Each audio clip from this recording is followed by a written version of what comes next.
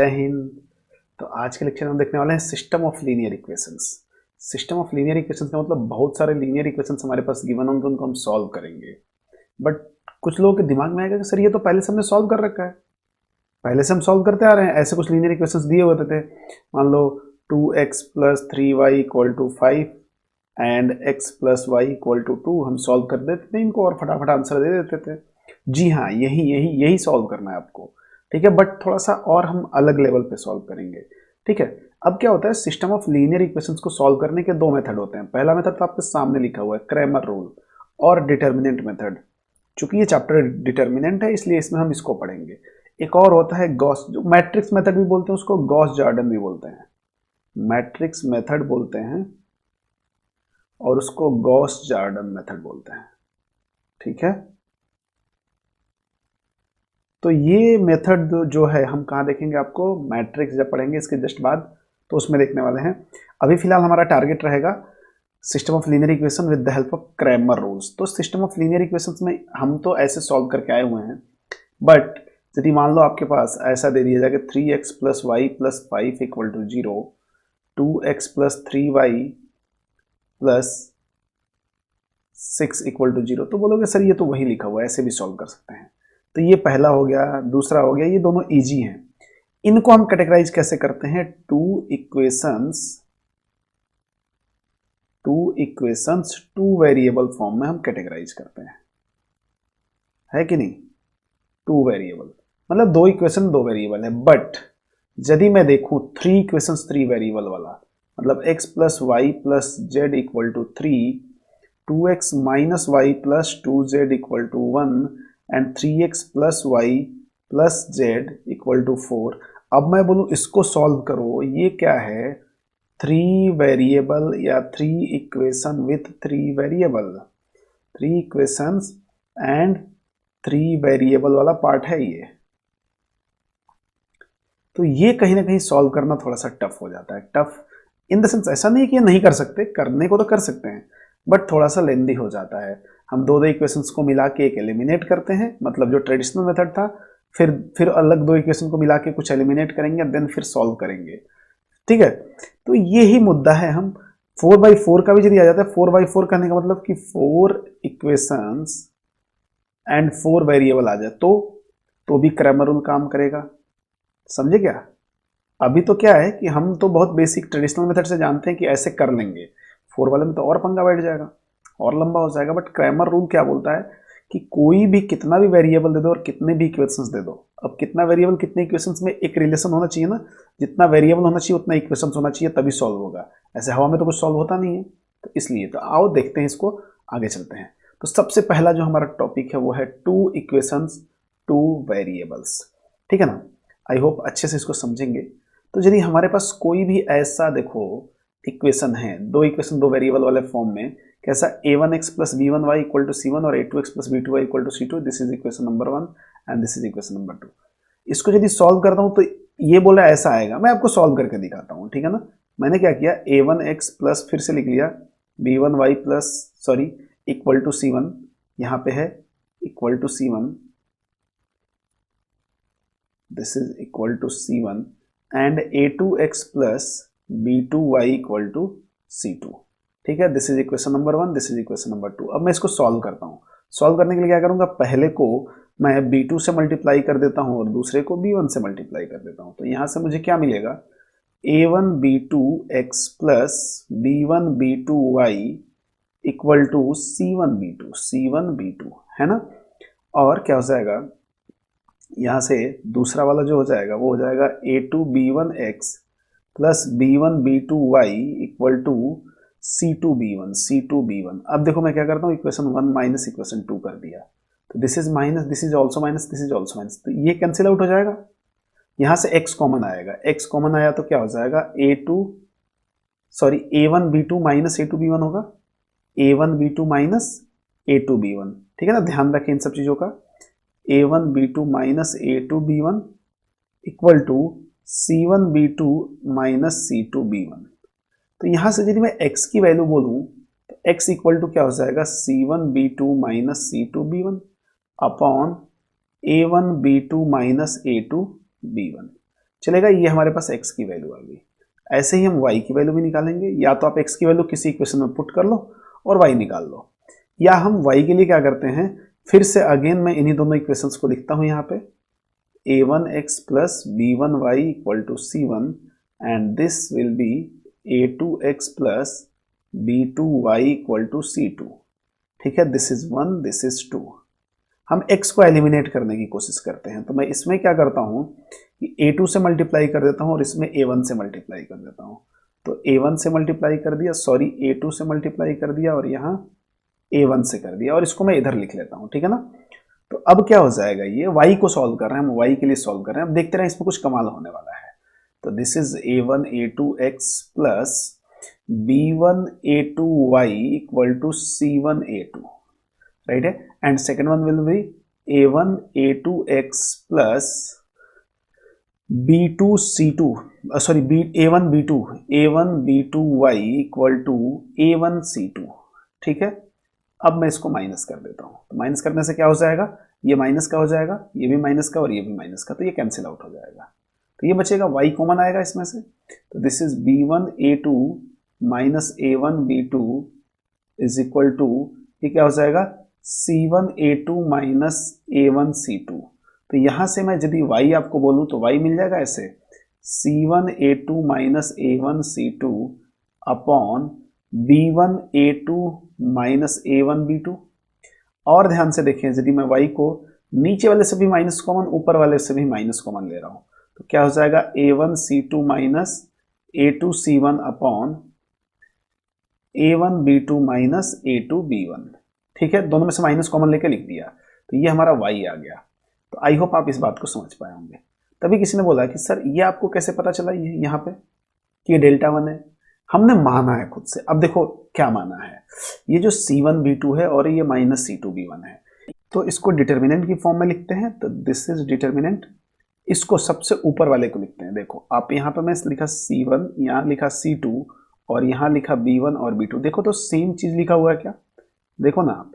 यदि इस डिटर्मिनेंट को ओपन करेंगे तो क्या होगा, c1 b2 minus c2 b1 and this is here a1 a2 and b1 b2, right है क्या।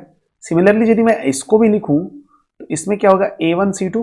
देखो ध्यान से, यदि मैं यहाँ पे y को लिखता हूं यहाँ पे, तो y इक्वल टू क्या हो जाएगा, ऊपर यदि मैं डिटर्मिनेंट ले लूं तो क्या हो जाएगा, यहाँ पे a1 a2 as it is रह जाएगा और यहाँ हो जाएगा c1 c2 and divided by, नीचे तो सेम ही चीज आया ना, तो नीचे मैं एक और डिटर्मिनेंट दे देता हूं, this is a1 a2 and this is b1 b2। चलेगा क्या, तो दोनों सेम ही चीज तो लिखा हुआ है। मतलब 2/2 का जो इक्वेशंस हम सॉल्व करते हैं उनको हम ऐसे लिखने की बजाय डिटर्मिनेंट की फॉर्म में लिख लें। इससे क्या होगा, जो हमारे क्रैमर अंकल है ना जिन्होंने ढूंढा था ये मेथड, उनको थोड़ी उनके हिसाब से हम चलेंगे तो हमें थोड़ी हेल्प मिल जाएगी, और हेल्प मिल जाएगी तो बड़े बड़े इक्वेशन सॉल्व होंगे। तो क्रैमर अंकल का यही टारगेट था। तो अच्छा, अब कुछ अलग नहीं है, सेम ही है, सेम ही है। जो आप कैलकुलेशन यहाँ कर रहे हो ऐसे कर लो, ऐसे कर लो, ऐसे कर लो। अब इन्होंने क्या किया, इन्होंने इनको कुछ मान लिया, पहले से ही बोला कि इनको मान लिया जाए। इसको बोला इन्होंने कि डेल्टा मान लिया जाए, इसको जो नीचे बैठा हुआ है ऊपर। अब देखो डेल्टा किसको मान लिया जाए, जो इनके कॉफिशिएंट है ना एक्स के और वाई के। देखो इनको यहाँ पे देखो अब ध्यान से, दिस इज डेल्टा, ठीक है ना। अब यदि मैं पहला कॉफिशिएंट रिप्लेस कर दूं c1 c2 से, एब्सोल्यूट टर्म से, पहला वाला देख रहे हो ना, पहला कॉलम, तो क्या हो जाएगा, ये डेल्टा 1 मान लिया जाए इसको, मतलब इसको डेल्टा 1 मान लिया जाए, इसको डेल्टा 2 मान लिया जाए। तो बात आप समझ रहे होंगे कि ये बस ऐसे माना गया है। अब ऐसा करने से आप इसको सॉल्व करें और आंसर पाए, बात खत्म है। तो वही बोला कि आप x की वैल्यू कैसे निकाल सकते हो, x equal to delta, sorry ये डेल्टा 1 है, हाँ देखो यहाँ पर c1 c2 रिप्लेस किया गया ना, तो this is delta 1 and this is delta 2, ठीक है।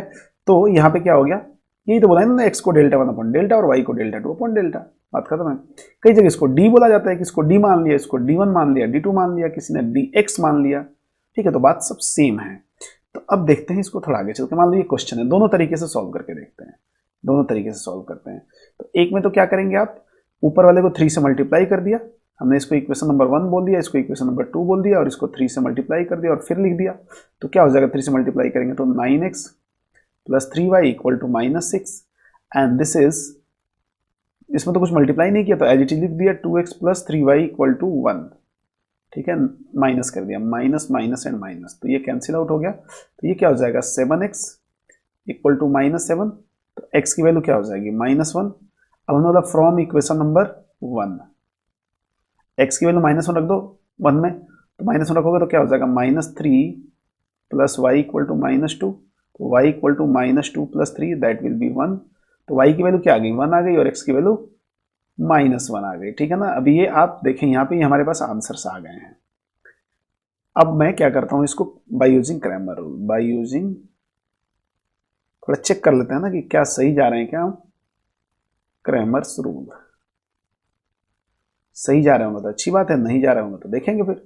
तो हम सबसे पहले डेल्टा निकालते हैं, डेल्टा क्या हो जाएगा 3 2 1 एंड 3, वैल्यू फाइंड आउट करें 9 minus 2 that will B 7, delta 1 निकाल लिया, तो क्या करेंगे हम -2 और 1 इस रो में हम कॉलम में डाल देंगे और यहाँ पे 1 और 3 एज इट इज रह जाएगा, तो this is -6 minus 1 that will B -7, और डेल्टा 2 भी निकालना है, डेल्टा 2 भी निकाल दो, डेल्टा 2 में क्या हो जाएगा 3 2 तो ये फिक्स रहेगा और यहाँ पे हो जाएगा -2 एंड 1, तो this is 3 and minus of -4 that will B 7।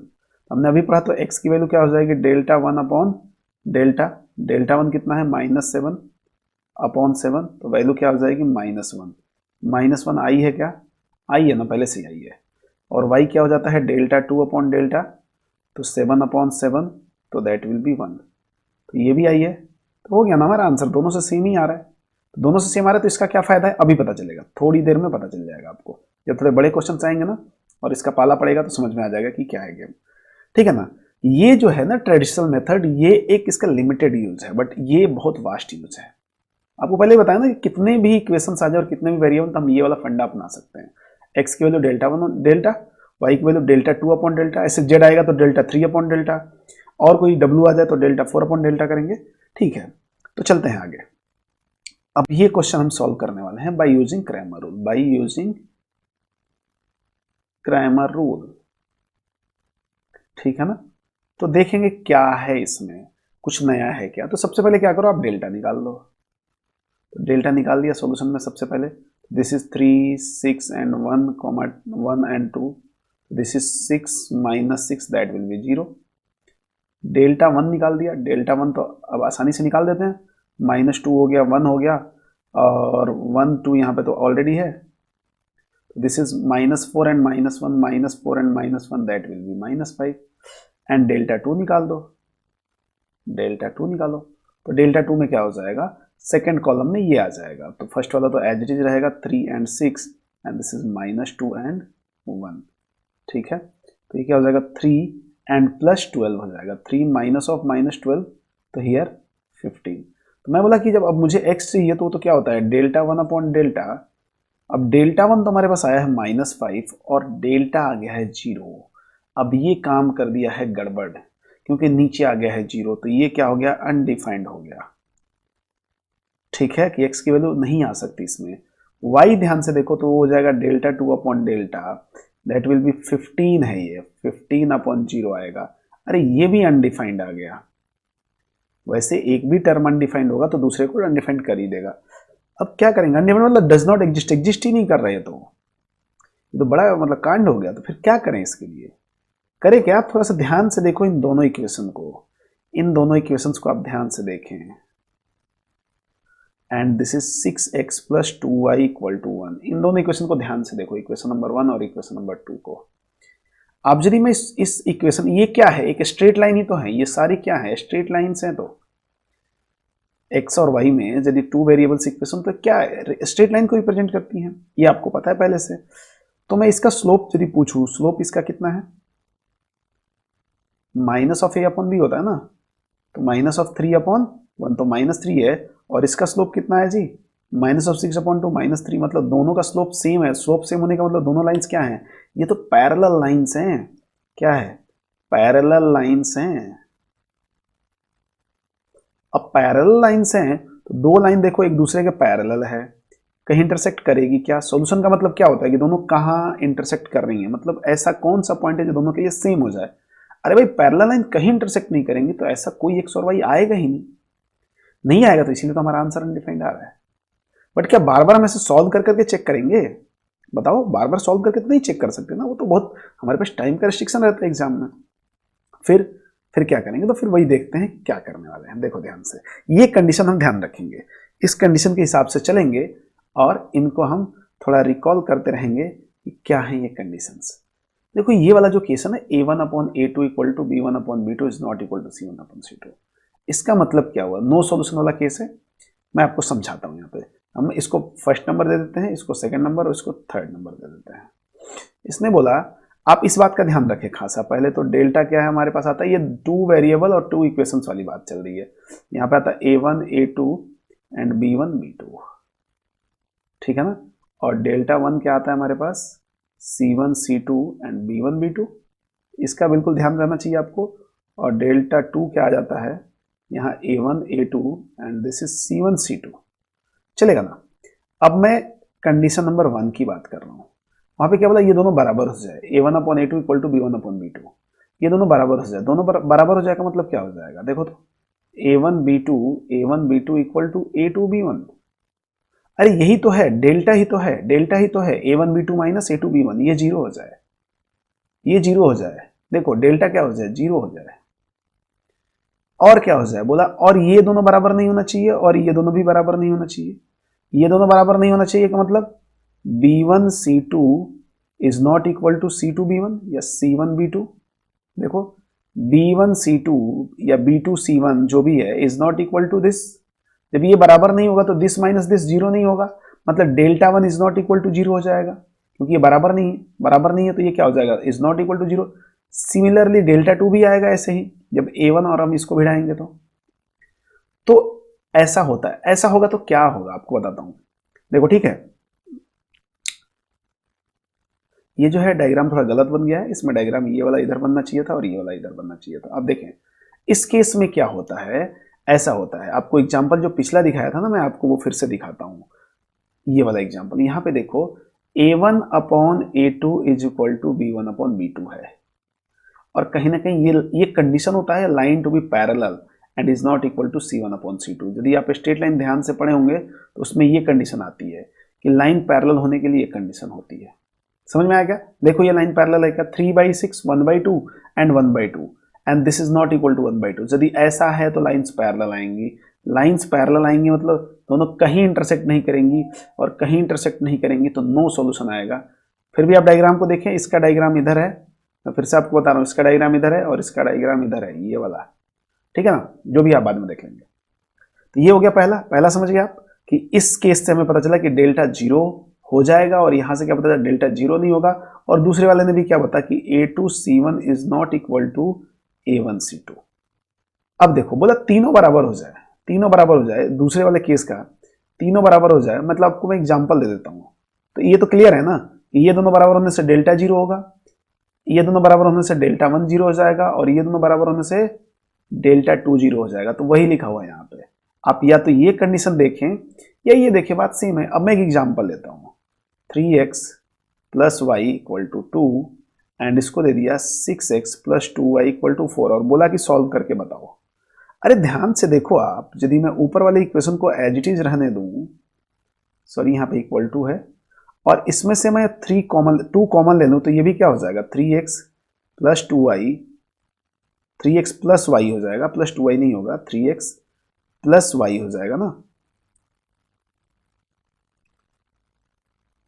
और यहां पे क्या आएगा, यहां से भी मैंने 2 कॉमन ले लिया तो ये क्या हो जाएगा, 2 से 2 कट गया, मतलब both lines are same. Equation number 1 और equation number 2 represent same lines. अरे जब सेम लाइंस हैं तो देखो ये वाला फिगर देखो, फिगर में पहले ही बोला था उल्टा बनाए, दोनों एक दूसरे के ऊपर कोइंसाइड कर रही होगी। मैं थोड़ा जानबूझ के छोटा बड़ा बनाया हूं, वैसे है नहीं वो, दिखाने के लिए दोनों एक दूसरे के ऊपर कोइंसाइड कर रही होंगी। तो कितने पॉइंट ऑफ इंटरसेक्शन आए होंगे इनके, इनफाइनाइट पॉइंट ऑफ इंटरसेक्शन आए होंगे। तो क्या हो जाएगा, इनफाइनाइट सॉल्यूशन हो जाएगा, ठीक है ना। तो हम ये क्रैमर रूल से डायरेक्टली देख के बता सकते हैं किसी भी इक्वेशन में कि यदि a1/a2 b1/b2 c1/c2 बराबर होता है तो इनफाइनाइट सॉल्यूशन आएगा। और यदि मैं उस कंडीशन को ऐसे बोलूं कि delta equal to zero, delta 1 भी जीरो, डेल्टा 2 भी जीरो, डेल्टा 3 भी जीरो, सब जीरो हो जाएगा तो क्या हो जाएगा, ये इनफाइनाइट सॉल्यूशन। और इनफाइनाइट मेनी सॉल्यूशन भी लिख के आता है कई जगह इनफाइनाइट मेनी सॉल्यूशन। ये हो गया। अब केस आता है ये थर्ड वाला। अब इसने बोला कि a1 upon a2 is not equal to b1 upon b2। c1 c2 से मतलब ही नहीं है। मतलब क्या हुआ कि a1 b2 is not equal to b1 a2। इसका मतलब यही तो होगा कि delta is not equal to 0। अब डेल्टा क्या होता है, x के वैल्यू में डेल्टा 1 अपॉन डेल्टा आता है और y में डेल्टा 2 अपॉन डेल्टा आता है। अब नीचे वाला नंबर यदि 0 नहीं है तो ऊपर कुछ भी आ जाए, यदि ये 0 है ही नहीं, ऊपर यदि डेल्टा 1 0 भी आया तो 0 अपॉन एनीथिंग 0, तो आंसर तो आ गया ना। और ऊपर कोई नंबर आता है तो नंबर अपॉन एनीथिंग कुछ तो भी नंबर आएगा, तो यहाँ पे यूनिक सॉल्यूशन आएगा। यूनिक सॉल्यूशन मतलब एक x की वैल्यू आएगी और एक y की वैल्यू आएगी। जो आप इक्वेशन नंबर, जो आप एग्जाम्पल नंबर 1 में देखे थे, देखो यहाँ पे यूनिक सॉल्यूशन है ये। क्यों? Delta is not equal to 0, this is not equal to 0, तो यूनिक सॉल्यूशन हो गया। अब डेल्टा 1 डेल्टा 2 से मतलब ही नहीं है हमें, तो यही बात आपको बतानी थी कि ये वाला जो कंडीशन है ना, इधर वाला, ये आपको थोड़ा सा ध्यान रखना है। जब डेल्टा 0 होगा, डेल्टा 0 नहीं होगा, दो केस बन सकते हैं। डेल्टा 0 नहीं होगा तो आराम से लाइन एक जगह इंटरसेक्ट करेगी और वहां से कुछ तो भी x, y हमारे पास वैल्यू आ जाएगी, ठीक है। और यदि डेल्टा 0 हो गया तो फिर हमें डेल्टा 1 डेल्टा 2 चेक करना पड़ेगा। यदि सारे 0 हो गए तब तो इनफाइनाइट सॉल्यूशन, और यदि बाकी दोनों मतलब डेल्टा 0 होने के अलावा डेल्टा 1 डेल्टा 2 0 नहीं हो गया तो क्या हो जाएगा, ये पैरेलल लाइंस होंगी तो नो सॉल्यूशन आएगा। अब इसी केस को हम एक्सटेंड करेंगे 3 वेरिएबल्स और 3 इक्वेशंस के फॉर्म में, ठीक है ना। तो आई होप आप यहां तक समझ गए होंगे, और यहां तक समझे होंगे तो ही आगे और आसानी से समझ में आएगा आपको। अब देखो कुछ तो भी नोटेशंस हैं, या इसको आप एक बार समझ लो कि क्या है, और उसके बाद आप देख लो, नोमेनक्लेचर भी बोल सकते हो। क्वेश्चन में ऐसे ही पूछता है, कभी भी system of linear equation solve करने के लिए वो कितना वेरिएबल है, कितना इक्वेशन है, कोई मतलब नहीं है। कंसिस्टेंट का मतलब होता है सिस्टम हैज अ सॉल्यूशन, मतलब यदि x y z जितने भी हमारे पास वेरिएबल्स हैं, यदि उनकी वैल्यू आ रही है तो वो सिस्टम ऑफ लीनियर इक्वेशंस क्या है, कंसिस्टेंट हैं। कंसिस्टेंट हैं, समझ लेना आप। यदि system of linear equation consistent है मतलब सॉल्यूशन आएगा, और यदि कोई सॉल्यूशन नहीं आ रहा है तो इनकंसिस्टेंट है, और इनकंसिस्टेंट है तो सॉल्यूशन नहीं आएगा। अब सॉल्यूशन आएगा तो उसमें क्या हो जाएगा, यूनिक सॉल्यूशन आ गया। यूनिक सॉल्यूशन मतलब x की वैल्यू 1 आ गई, y की वैल्यू 3 आ गई और z की वैल्यू 5 आ गई, सपोज यही आएगी बस। एक तो ये हो सकता है, और इनफाइनाइट सॉल्यूशन आ जाए, जैसे दो लाइंस एक दूसरे के साथ ओवरलैप कर रही है ना, तो कितने हो रहे हैं, इनफाइनाइट सॉल्यूशन हो रहे हैं। कोई भी x ले लो, कोई भी y ले लो, दुनिया भर के आंसर हैं, तो एक ये हो सकता है। अब यूनिक सॉल्यूशन में एक ऐसा भी केस आएगा कि सारे वेरिएबल्स 0 आ जाए। यदि 2 वेरिएबल है तो x 0 y 0 और 3 है तो z भी 0, इसको हम बोलेंगे ट्रिवियल सॉल्यूशन। और यदि ऐसा नहीं आता है तो नॉन ट्रिवियल सॉल्यूशन, ये नॉन ट्रिवियल सॉल्यूशन है, ठीक है। तो ये बस एक नोटेशन था कि कैसे में इन टर्म्स को याद रखना, ये टर्म्स पूछे जाते हैं और यूजुअली यही पूछे जाएंगे। कंसिस्टेंट, इनकंसिस्टेंट, यूनिक सॉल्यूशन भी आता है कई बार लिख के, ट्रिवियल और नॉन ट्रिवियल पे ही पूरा गेम चलता है। और मैं बता दूं आपको कि डिटर्मिनेंट का जो ये पोर्शन है ना, ये 50% वेटेज लेके चलता है। आप जेडबल मेंस के क्वेश्चन उठा के देखेंगे आप, ठीक है, मेंस का हो चाहे एडवांस का हो, आप देखना ये पक्का आएगा ही आएगा, गारंटीड है, ठीक है। तो आई होप आप समझ गए होंगे इस बात को। अब चलते हैं थोड़ा और आगे। अब हम बात करेंगे 3 वेरिएबल्स 3 इक्वेशन। यही सबसे इंपॉर्टेंट है, यही हमारे सिलेबस का पार्ट है, क्योंकि 2 वेरिएबल 2 इक्वेशन वाला तो हम पुराने मेथड से भी कर लेंगे। इसके लिए क्या पुराना मेथड जरूरी है क्या? नहीं, हम पुराना मेथड यूज करेंगे तो टाइम बहुत किल हो जाएगा, और टाइम किल हो जाएगा तो यार मतलब नहीं है ना फिर करने का। फिर क्या मतलब है आपको, आप किसी भी कॉम्पिटिटिव एग्जाम में बैठेंगे तो सबसे ज्यादा जरूरत होती है टाइम की वहां पे, क्योंकि टाइम वहां पे रिस्ट्रिक्टेड रहता है। तो देखो हमारे पास 3 इक्वेशंस होंगे और 3 वेरिएबल है। वेरिएबल कौन कौन से हैं? x है, y है, z है, और सबके कुछ कोएफिशिएंट्स हैं। ये ध्यान रहे कि आपको जो एब्सोल्यूट टर्म है ना, जो कांस्टेंट है, वो राइट हैंड साइड में होना चाहिए, नहीं कि उठा के इधर रख लिया। हमेशा उधर भी देखे थे ना आप, उधर भी ऐसे लिखा हुआ था a1x plus b1y equal to c1 लिखा हुआ था। इधर मैंने c1 नहीं लिखा था, और a2x plus b2y equal to c2 लिखा था। तो ये ध्यान रहे इन दोनों का कांड की गड़बड़ ना हो जाए। गड़बड़ हो जाएगा तो पूरा सिस्टम फ्लॉप हो जाएगा हमारा। तो मैंने क्या किया कि, या हमने क्या किया कि पिछले रिजल्ट्स को देखते हुए हमने डायरेक्टली ये आंसर्स लिखे कि x की वैल्यू क्या आएगी, डेल्टा 1 अपॉन डेल्टा, y की value delta 2 upon delta, z की value delta 3 upon delta. But यहां जो डेल्टा होगा, देखो मैं पहले से ही इसको लिख रखा हूं, a1 a2 a3, वही जो काम वहां पे हुआ था ना कि coefficient of variables a1 a2 a3 b1 b2 b3 c1 c2 c3 लिखा हुआ लिखा हुआ लिखा हुआ। डेल्टा 1 में वहां पे क्या हुआ था, पहले कॉलम को रिप्लेस किया था एब्सोल्यूट टर्म से, यहां भी वही किया है। डेल्टा 2 में दूसरे को एब्सोल्यूट को टर्म से रिप्लेस करो और इसमें तीसरे को करो। अब चूंकि क्या होता है कि इसका कैलकुलेशन थोड़ा 2x2 मैट्रिक्स से बड़ा होता है, ठीक है, तो इसका हम यहाँ पे कैलकुलेट करके नहीं दिखा रहे हैं, हमें कंसीडर कर ले रहे हैं। जब आप कैलकुलेट भी करेंगे तो सेम आएगा, ठीक है ना, कैलकुलेशन सेम आएगा, आप बिलीव करें इस बात को, ठीक है ना। तो अब क्या होगा, हम जरूरत पड़ेगी तो इसको सॉल्व कर लेंगे, इसको सॉल्व करेंगे और इसको भी सॉल्व करेंगे और इसको भी सॉल्व करेंगे, बात खत्म और सीधा सीधा आंसर देंगे। ये इजी रहेगा आपको, और अभी आगे और इसमें प्रोसेस करेंगे तो हमें पता चलेगा कि और क्या क्या चीजें हम बना सकते हैं, ठीक है। तो ये बिल्कुल ध्यान रहे आपको यहाँ पे कि d1 d2 d3 एकदम लास्ट में होना चाहिए, a1x plus b1y plus c1z, और d1 क्या होना चाहिए RHS में, ऐसे ही a2x plus b2y plus c2z equal to d2 होना चाहिए, a3x plus b3y plus c3z equal to d3 होना चाहिए। एक केस ऐसा भी आएगा ना कि ये तीनों जीरो हो जाएंगे, ये तीनों जीरो हो जाएंगे, ये तीनों, ठीक है, वो हम स्पेशल केस में पढ़ेंगे, उसको होमोजीनियस इक्वेशन बोलते हैं, होमोजीनियस इक्वेशन बोलते हैं, वो और इजी है, ठीक है ना, और इजी है। तो आगे देखते हैं इसमें होमोजीनियस इक्वेशन, तो बहुत आगे हमें देखना है, अभी हमें 3 वेरिएबल्स 3 इक्वेशन को कैसे सॉल्व करना है ये देखना है।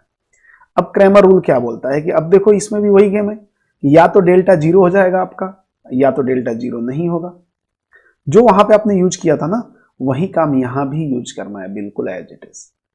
तो डेल्टा यदि जीरो नहीं होगा तो यूनिक सॉल्यूशन आएगा, आएगा कि नहीं, वहां पे भी हमारा यूनिक सॉल्यूशन आया था, बट वहां और यहां में डिफरेंस क्या है, ये जो इक्वेशंस है ना, ये प्लेन्स के इक्वेशंस हैं, वो लाइंस थी, ये प्लेन्स, ये 3D में बनते हैं, ठीक है ना, वहां लाइंस थी, एक लाइन दिख जाएगी, और यहाँ प्लेन्स हैं ये सारे, ठीक है ना, 3 वेरिएबल है, तो तीनों वेरिएबल में ये अपने एक्सपेंड होगा तो ये प्लेन बनेगा। तो यहां भी देखेंगे कि प्लेन्स में क्या होता है, आप डोंट वरी, आप टेंशन न लें। तो डेल्टा यदि जीरो नहीं होगा, डेल्टा जीरो नहीं होगा तो इसका मतलब x की वैल्यू आएगी कुछ तो भी, डेल्टा 1 अपॉन डेल्टा y आएगा, डेल्टा 2 अपॉन डेल्टा z आएगा हमारे पास, delta 3 upon delta, but x zero हो गया तो कांड हो जाएगा। x जीरो होने के बाद यदि तीनों में से इस डेल्टा 1 डेल्टा 2 डेल्टा 3 में से कोई भी नॉन जीरो हो गया तो क्या हो जाएगा, ऊपर मान लो x1 डेल्टा 1 नॉन जीरो हो गया, तो जब x निकालोगे आप तो क्या करोगे, डेल्टा 1 अपॉन डेल्टा, तो x की वैल्यू में क्या हो जाएगा, यहाँ पे तो कोई नंबर अपन जीरो, तो ये तो क्या हो जाएगा, अनडिफाइंड हो जाएगा ना, तो क्या हो जाएगा, नो सॉल्यूशन आएगा इस केस में। ये बहुत क्लियर है कि एक भी नॉन जीरो होते ही नो सॉल्यूशन आ जाएगा, वहां भी एक भी नॉन जीरो होगा ना तो नो सॉल्यूशन आ जाएगा।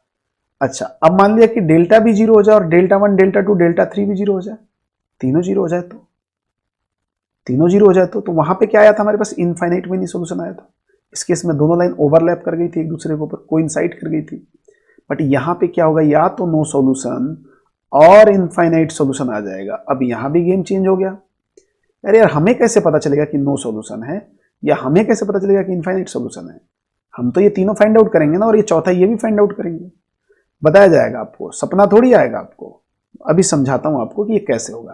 तो यहां पे बस पेच यही फंसने वाला है इसमें, बट आप ध्यान से देखो ना तो क्रैमर रूल के क्वेश्चन ज्यादातर इधर से ही आते हैं, यहां से और यहां से, ठीक है। बट डोंट वरी, मैं इसको भी डिटेक्ट करने वाला हूं कि ऐसा कौन सा केस होगा जहां पे हमारे पास आएगा नो सॉल्यूशन, और ऐसा कौन सा केस होगा जहां पे इनफाइनाइट सॉल्यूशन और इनफाइनाइट मेनी सॉल्यूशन दोनों लिख के आता है, ठीक है। तो ये बात ध्यान रखें। तो आगे चलते हैं, अब इसको हम डिक्टेट करते हैं, क्योंकि बाकी कंडीशन हमने स्ट्रेट लाइन में डिक्टेट किया था वो सेम यहां भी काम कर जाएगा, लेकिन इसमें हमें एक बार पता है कि एक बार तो आता है नो सॉल्यूशन, और एक बार क्या आता है, इनफाइनाइट मेनी सॉल्यूशन या इनफाइनाइट सॉल्यूशन। तो ऐसा क्या है भाई, हमें कैसे पता चलेगा, कैसे है, उसी को डिक्टेट कर रहे हैं। एग्जांपल्स ले रहे हैं, 4 एग्जांपल्स लेंगे। अच्छा, चारों एग्जांपल की मैं बहुत क्लियर कट आपको खासियत बता दूं, चारों एग्जांपल में डेल्टा भी जीरो है, डेल्टा 1 डेल्टा 2 डेल्टा 3 सब जीरो है, चारों एग्जांपल में पहले ही मैंने देख लिया है इसको कि जीरो है, और उसी हिसाब से लगा के रखा है। अब आप देखो इसमें क्या खासियत है, ये हमारा है plane P1, this is plane P2, and ये सब प्लेन है P3। अब इन प्लेन को आप ध्यान से देखोगे तो क्या है इसमें, ये क्या लिखा हुआ है, 2x minus y minus z equal to 1। इसमें से यदि मैं 3 कॉमन ले लूं तो ये क्या लिखा होगा, 2x minus y minus z equal to 3, and यहां से 4 कॉमन ले लूं तो ये क्या लिखा हुआ है, 2x minus 4, sorry 2x minus Y, 4 थोड़ी आएगा, 4 तो कॉमन आ गया, 2x minus y minus z equal to क्या हो जाएगा 4 हो जाएगा। ये 4 से 4 कट जाएगा तो 1 हो जाएगा, 3 से 3 कटेगा तो 1 हो जाएगा। तो फिर आप ध्यान से देखेंगे P1, P2 और P3 तीनों तो एक ही इक्वेशन को रिप्रेजेंट कर रहे हैं जी, तीनों एक ही इक्वेशन को रिप्रेजेंट कर रहे हैं। तो फिर इसका मतलब तीनों एक ही इक्वेशन को, जैसे दो लाइन सेम इक्वेशन को रिप्रेजेंट करते हुए कोइंसाइड कर जाती है, वैसे ही क्या होगा, तीनों प्लेन्स आप इस फिगर में देखेंगे। मैं 3 लाइन्स आपको दिखा रहा हूं नीचे से ऊपर तक, आपको दिख रहे होंगे ध्यान से, वैसे वो दिखाने के लिए मैंने बनाया है, बट वो तीनों एक ही प्लेन है, ठीक है ना। तो तीनों प्लेन एक दूसरे के ऊपर कोइंसाइड कर गए तो कितने सोल्यूशन आएंगे, कितने सोल्यूशन आएंगे जी, यहाँ पे इनफाइनाइट सोल्यूशन आएंगे, इनफाइनाइट सोल्यूशन आएंगे। तो यहां से हमने कंडीशन क्या बनाया, इसका कंडीशन ये बनाया, ध्यान से देखो, A1 = A2 = A3 equal to B1 = B2 = B3 equal to C1 = C2 = C3 equal to D1 = D2 = D3। यदि ऐसा आ गया तो all planes are coincide to each other, और कोइंसिडेंट प्लेन्स आते हैं इस केस में, देखो ना। बट आप यहां पे देख के ही पता कर सकते हो, यहां पे देख के भी आप कर लोगे, यहां ऐसा हो रहा है। इस केस में क्या होगा, ध्यान से देखें। अब इस केस में सेकंड केस देखते हैं। यहां ये रहा P1, यहां ये रहा P2 और यहां ये रहा P3। अब ध्यान से यदि आप देखते हो तो P1 P2 तो सेम है, एज इट इज है, P3 मैंने चेंज कर दिया है। तो P1 P2 तो सेम है, तो जो ये मान लो ये प्लेन P1 है, तो इसी प्लेन पे ही तो P2 भी होगा, समझ रहे बात को। P1 प्लेन के ऊपर ही P2 होगा, ये दोनों तो कोइंसिडेंट प्लेन है ना, कोइंसाइड कर गए ना, ये दोनों क्या हो गए, कोइंसाइड कर गए। कोइंसाइड कर मतलब एक दूसरे के ऊपर ही तो बैठे होंगे, जहां P1 होगा वहीं P2 होगा, समझ रहे हो बात को। और P3 क्या करेगा, उसको कट करेगा कहीं तो भी, ये अलग होगा, ये डिफरेंट प्लेन हो गया बिल्कुल, ठीक है। तो ये कट करेगा, देखो कट कर रहा है, यहां पे ये आपको एक लाइन दिख रही है। अब दो लाइंस कट करती हैं तो पॉइंट ऑफ इंटरसेक्शन आता है, यहां पे ये क्या हो जाएगा, line of intersection, line of intersection, ठीक है। तो ये लाइन ऑफ इंटरसेक्शन आएगा। तो लाइन ऑफ इंटरसेक्शन आएगा तो कितने पॉइंट्स आएंगे जी एक्स वाई जेड में से, यहां भी इनफाइनाइट आएंगे। देखो एक लाइन पे कितने पॉइंट होते हैं वैसे भी, और ये तो स्पेस में कट करता है, तो यहां भी इनफाइनाइट सॉल्यूशन आ जाएंगे। तो इस केस में भी क्या हो जाएगा, infinite many solution. I hope आप बात को समझ रहे होंगे, ठीक है। तो अब इसको कैसे देखेंगे, अरे देख के पता लगा दो ना। देखो ये चीज जो है ये काफी लेंदी है, इसको आप बार बार रिकॉल कर करके याद रखने से बेहतर है आप वैसे भी इधर का मैं पहले ही बोला हूं कि ये पार्ट उतना इंपॉर्टेंट नहीं है, मेंस के व्यू से तो ये इंपॉर्टेंट है ही नहीं, कभी आ गया तो आ गया, नहीं तो इत्तेफाक से उधर से पहले ही आता है, बट फिर भी समझना हमारे लिए जरूरी है। तो ठीक है, ये हो गया इस केस में। तो आप देख सकते हो कैसे इसका हमने सेटलमेंट किया है। अब देखते हैं थर्ड वाला।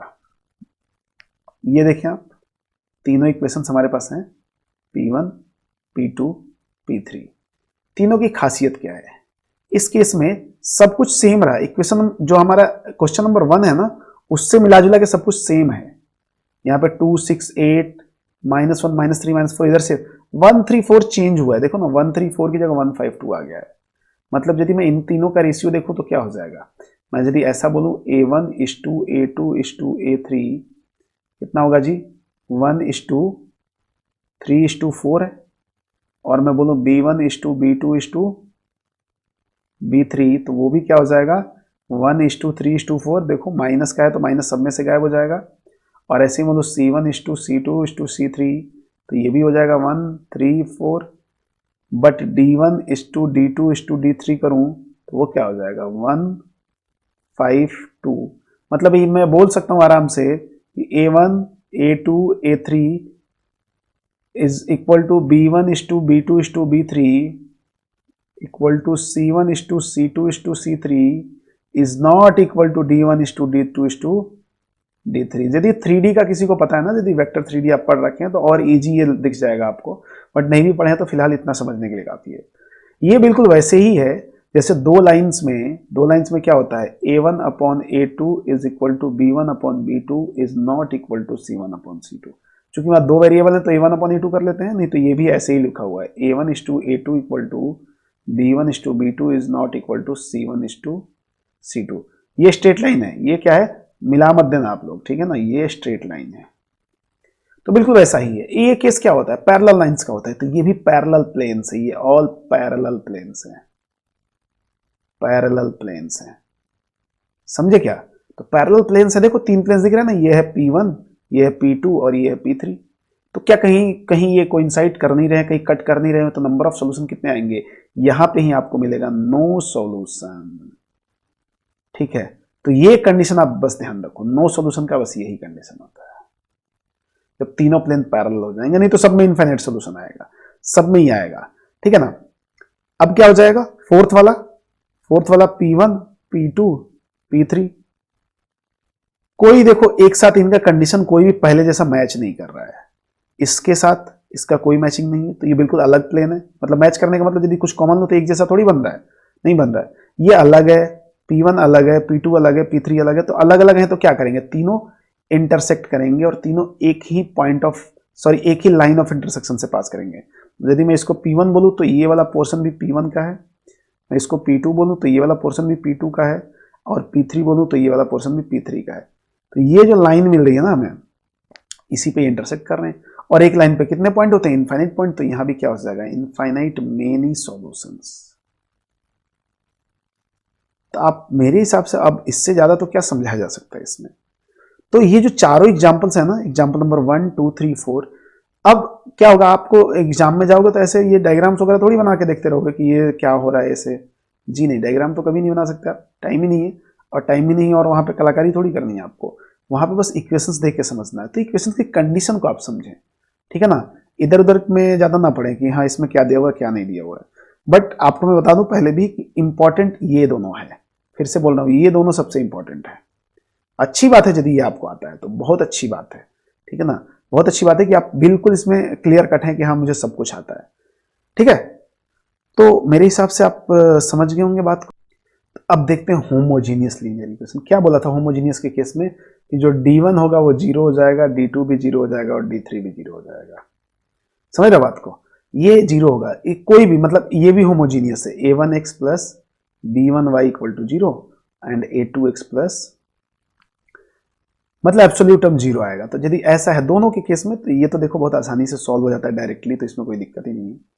इधर क्या करेंगे, अब ऐसा होगा तो डेल्टा तो क्लियर कट आ जाएगा। डेल्टा में तो क्या होता है, इधर तो क्या होता है, यहाँ पे A1 A2 A3 B1 B2 B3 and C1 C2 C3 होता है। ये तो कुछ तो वैल्यू दे देगा, हो सकता है ये भी 0 हो जाए, बट पॉसिबिलिटी है वैल्यू देने की।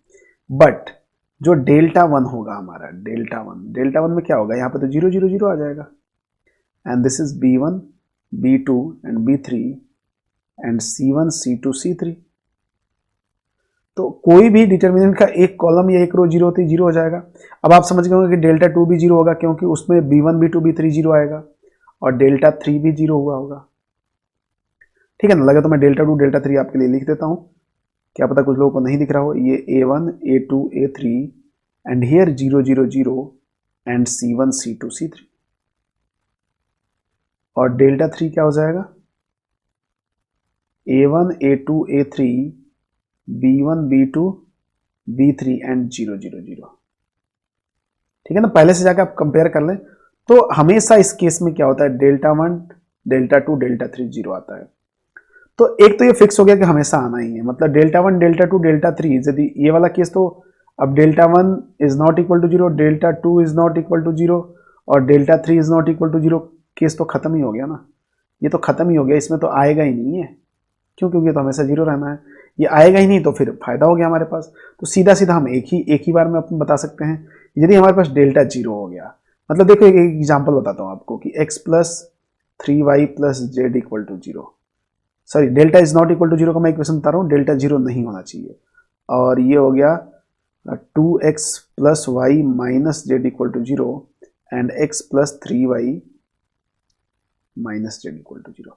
यदि इसको मुझे सॉल्व करना है तो क्या होगा, यदि डेल्टा 0 नहीं होगा ना, तो पता क्या होगा, इसका एक ही सॉल्यूशन आएगा, x equal to y equal to z equal to 0। यदि डेल्टा 0 नहीं हुआ तो एक ही सॉल्यूशन आएगा। एक ही सॉल्यूशन कौन सा, इसी को तो बोलते हैं ट्रिवियल सॉल्यूशन, मतलब तीनों वेरिएबल 0 रख के देखो, ये भी 0 प्लस 0 प्लस 0 0 0 0 0 0, आप देख लो। यदि डेल्टा 0 नहीं हुआ तो आई होप इसका डेल्टा 0 नहीं है, ठीक है ना। और यदि डेल्टा 0 हो गया तो क्या हो जाएगा, नॉन ट्रिवियल सोल्यूशन आएगा। नॉन ट्रिवियल मतलब ये नहीं होगा, ये नहीं होता है वो नॉन ट्रिवियल हो जाता है, ये होता है वही ट्रिवियल होता है, इसके अलावा सब नॉन ट्रिवियल होते हैं। और उस केस में इनफाइनाइट मेनी सोल्यूशन आएगा। मतलब यहाँ पे नो सोल्यूशन वाला केस गायब हो गया। क्यों? कि उस केस में क्या होना चाहिए था, delta 1 is not equal to 0, delta 2 मतलब कोई भी एक तो नहीं होना चाहिए ना, कम से कम एक नहीं होना चाहिए। तो ये भी तो नहीं आता है यहाँ पे, ये भी नहीं आता और ये भी नहीं आता, तो नो सोल्यूशन आएगा ही नहीं यहाँ पे। तो हमेशा कोई ना कोई सोल्यूशन आएगा। ठीक है, तो आप समझ गए होंगे कि हम कैसे होमोजेनियस इक्वेशन को सॉल्व करेंगे। अब देखो फिलहाल इस लेक्चर में हम कोई भी एग्जांपल्स नहीं लिए हैं, केवल समझते गए हैं। तो नेक्स्ट लेक्चर होगा, लास्ट लेक्चर होगा, और वहां पे हम केवल और केवल एग्जांपल्स करने वाले हैं, जो अच्छे एग्जांपल्स होंगे और प्रीवियस ईयर के जो क्वेश्चंस होंगे। तो आई होप आप इस लेक्चर को अच्छे से समझे होंगे और अच्छे से आप देखें, इसको समझने की कोशिश करें, क्योंकि सबसे इंपॉर्टेंट पार्ट डिटर्मिनेंट का यही है। ठीक है, और देखते हैं नेक्स्ट लेक्चर में कम से कम 7-8-10 एग्जाम्पल लेंगे, वहां पे अच्छे एग्जाम्पल्स लेंगे और आपको करके दिखाएंगे कि हमने ये कंडीशंस कैसे कैसे इंप्लीमेंट किया है। ठीक है, ओके, तो इस लेक्चर में इतना ही। Thank you so much.